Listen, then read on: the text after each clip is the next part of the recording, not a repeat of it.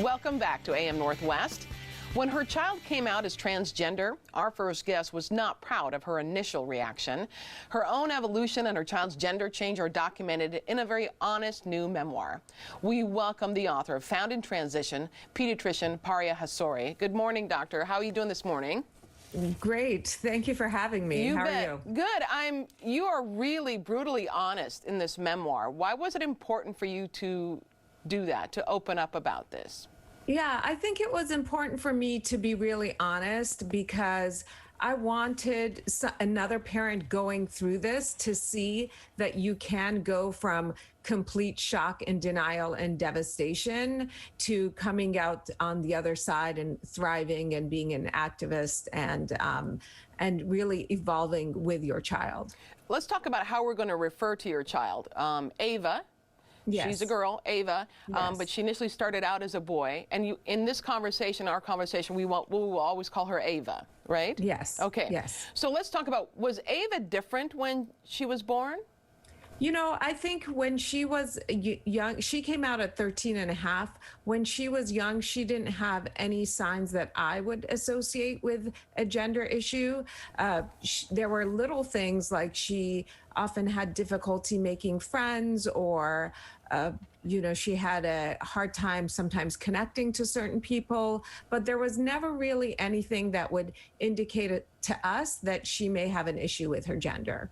So she got along with her brother and her sister, and no difference. You noticed nothing different. No. When she was a child, I really didn't notice anything different. And she was actually always closer to her older brother than to her younger sister. I see. So you're on vacation. You and your husband are on vacation, and you get a call from the school. Talk to me about that. Yeah, my husband and I were on a yoga retreat in Thailand, thousands of miles away, and the school principal called us to let us know that Ava had confided in a teacher that she felt that she wasn't a boy and that she was a girl. And she was so worried about how to tell us that the worry and the fear over that was causing her to engage in some self-harming. And therefore, the school had to have my parents come pick her up and call us at 5 in the morning in Thailand to give us that news. And you were stunned. Completely 100% stunned. And really, I didn't believe it. I just thought, okay, something's going on and I'll get back to LA and fix this. But there wasn't any part of me that thought there's actually any possibility that she is trans. And you're a pediatrician, you know trans people, you support transgender rights, all of that. But this came as a complete shock to you because you didn't see it happening. Right. Then you and Ava have a talk, and Ava and your husband have a talk. Right. And at one point she says it, and you say, I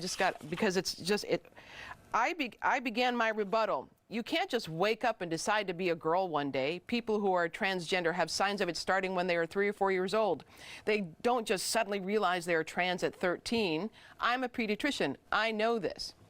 And there's more. And so clearly you took it really hard.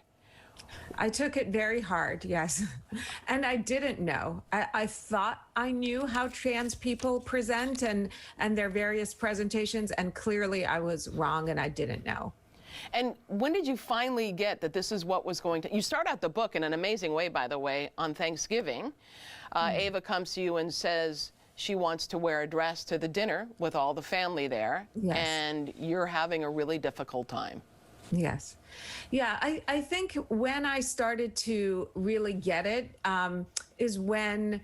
It was probably after about 6 months after she came out, I joined a support group with families of other trans kids and young adults. And I saw many other parents in my situation where their children and young adults didn't have signs when they were younger and had kind of been gobsmacked the same way that I had been at puberty or later. And so once I saw that I wasn't alone in my experience and I started learning more about the different ages and stages where a trans identity may emerge and present itself is when I started to make a change myself. Did she pick the name Ava, or did you? Because parents usually name their children. Was that difficult? Yeah. Yeah, so Ava is not the name that she initially picked. She initially had another name in mind, but as a family, we decided to pick the name Ava because it was important for me that we pick a name that felt that it fit in with our family and my cultural identity. Right. And I'm an Iranian immigrant, and then we have the name Ava. We pronounce it Ava.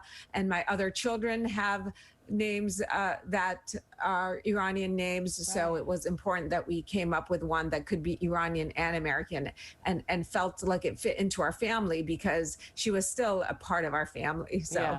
I'm so glad that you guys are doing really well now, because clearly Ava is loving her life right now, and you're doing really well. The family's doing really well.